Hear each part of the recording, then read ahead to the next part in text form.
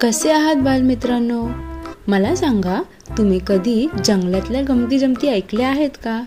तिथे रोज काही ना काही नवीन घडतच असतं. आज मी तुम्हाला सांगणार आहे एका गोड कोकराची गोष्ट गोजो आणि एका खट्याळ कोल्ह्याची गोष्ट फाफ्या.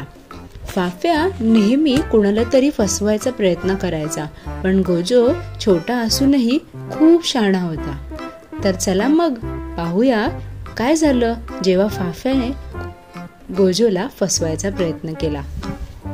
एका हिरव्यागार दरीत शंकरकाका नावाच्या शेतकऱ्याचा एक मोठा कळप होता. त्या कळपात अनेक मेंढ्या कोकरे राहत होती. त्यातलं एक लहानसं कोकरू होतं ज्याचं नाव होतं गोजो. गोजो खूप खेळकर होता. दिवसभर उड्या मारायचा, फुलपाखरांच्या मागे पळायचा, तर कधी गवतावर लोळत असायचा. पण त्याची आई त्याला नेहमी सावध करत म्हणायची, गोजो, एकटा दूरवर कुठे जाऊ नकोस हा. जंगलात कोल्हे लांडगे भटकत असतात, ते खूप चालाक असतात. गोजो मान हलवून ऐकायचा, पण खेळण्यात गुंग होऊन कधी कधी आईचे शिकून विसरून जायचा. एका दुपारी गोजो खेळता खेळता जंगलाच्या काठावर आला. तिथेच झाडामागे एक कोल्हा डबा भरून बसला होता. त्याचं नाव होतं फाफ्या. फाफ्या खूपच चतुर होता आणि जेव्हा जेव्हा त्याला संधी मिळायची तेव्हा तो भोळ्या प्राण्यांना फसवून स्वतःचं पोट भरायचा. फाफ्याने गोजोला पाहिलं आणि मनात म्हणाला, आज तर मस्त जेवण मिळालं. तो हळूहळू गोजोकडे गेला आणि फार गोड आवाजात म्हणाला, अरे गोजो, तू किती गोंडस आहेस. आपण इथे एकटाच कशाला खेळतोयस? चल, आपण सुंदर बागेत जाऊया. तिथे मऊ गवत आहे, गोड फळं आहेत आणि खेळायला फार मोकळी जागा आहे. तू चल माझ्यासोबत, तुला फार मजा येईल. गोजो थोडा घाबरला. त्याला त्याच्या आईची शिकवण आठवली की अनोळखींवर विश्वास ठेवू नकोस. तो म्हणाला, फाफ्या काका, तुम्ही खूप छान सांगत आहात, पण मी एकटं तुमच्यासोबत जाऊ शकत नाही. आधी मला माझ्या आईला विचारावं लागेल. तुम्ही तिला बोलवून आणा. फाफ्या चिडून म्हणाला, अरे वेळ नको घालवूस, मी तुला लगेच बाग दाखवतो, तू चल माझ्यासोबत.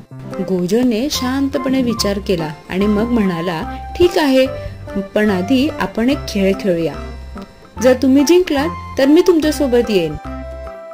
फाफ्या हसला आणि म्हणाला, खेळ? हा, सांग तर मग काय खेळ आहे तुझा? गोजो म्हणाला, मी ओरडणार, आई आई. जर माझी आई आली नाही तर मी तुमच्यासोबत येईन. फाफ्या मनात हसला, ही मेंढी एवढ्या लांबून येणार आहेस का? त्याने खेळाला होकार दिला. गोजो मोठ्याने ओरडला, आई आई. तेवढ्यात कळपातली एक मेंढी धावत धावत आली. तिच्यासोबत आणखीन दोन मोठे मेंढे, भीम्या आणि राम्या, ते देखील आले. त्यांनी गोजोला मध्ये घेतलं. भीमा गुरगुरला, फाफ्या, आमच्या लेकराला फसवायचा प्रयत्न करतोस? निघ इथून, नाहीतर तुझं वाईट होईल. राम्याने पाय आपटला. अख्खा कळप जवळ येऊ लागला. फाफ्याची अवस्था तर फारच बिकट झाली. एवढ्या मेंढ्यांना सामोरं जाणं त्याला शक्य नव्हतं. तो शेपूट पायात घालून पळून गेला. मेंढीने गोजोला जवळ घेतलं आणि ती म्हणाली, बाळा, संकट आलं तरी जर आपण धीर धरला आणि शहाणपणाने वागलो तर आपण वाचतो. तुला आज तुझी हुशारीच वाचवून गेली. गोजो आईच्या कुशीत शिरून म्हणाला, आई, आजपासून मी कधीही एकटं जंगलात जाणार नाही. ही शिकवण मी कायम लक्षात ठेवेन. मग मुलांनो, पाहिलंत ना, गोजो लहान असला तरी त्याने धीर धरून हुशारीने आणि आपल्या आईच्या शिकवणी लक्षात ठेवून स्वतःला संकटातून वाचवलं. आपल्यालाही आयुष्यात कधी कधी असं होतं की एखादी गोष्ट आकर्षक वाटते, पण ती खरंच आपल्यासाठी योग्य आहे का, याचा विचार करणं गरजेचं आहे.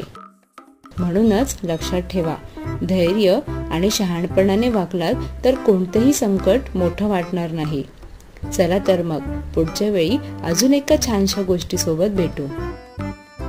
तुम्हाला ही गोष्ट कशी वाटली ते मला नक्की सांगा आणि आपल्या चॅनल कोको कार्टून स्टोरीला सबस्क्राईब करा.